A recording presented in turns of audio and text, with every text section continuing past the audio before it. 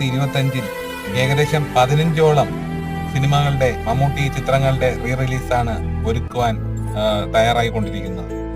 അതിൽ 1921 എന്ന IV ശശി ചിത്രം, അതുപോലെ അഴകിയ രാവണൻ എന്ന കമൽ ചിത്രം, പഴശ്ശിരാജ എന്ന ചിത്രം, പിന്നെ ഈ മമ്മൂട്ടിയുടെ മികച്ച ചിത്രങ്ങളായിട്ടുള്ള പല ചിത്രങ്ങളും അടുത്ത വർഷം റീ റിലീസിന് ഒരുങ്ങുകയാണ്.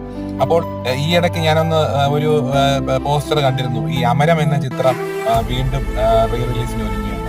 എന്തായാലും അമരം എന്ന ചിത്രം റീ റിലീസിന് ഒരുങ്ങുകയാണെങ്കിൽ ഉറപ്പായിട്ടും ആ ചിത്രം തിയേറ്ററിൽ കാണാൻ ഞാൻ താല്പര്യപ്പെടുന്നു. കാരണം അന്ന് വർഷങ്ങൾക്ക് മുമ്പ് ഈ അമരം എന്ന ചിത്രം കണ്ടപ്പോൾ കാണിച്ച ഭരതൻ സംവിധാനം ചെയ്ത അമരത്തിലെ ആ കടലിൽ ചിത്രീകരിച്ച കുറെ രംഗങ്ങളുണ്ട്.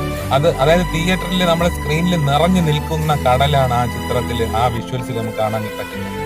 അന്ന് അതായത് 80കളുടെ അവസാനത്തിൽ അത്തരത്തിലൊരു സിനിമ എടുക്കാൻ ഭരതന് കഴിഞ്ഞല്ലോ എന്ന് ഓർത്ത് ആശ്ചര്യപ്പെട്ടു പോയിട്ടുണ്ടാകുന്നില്ല.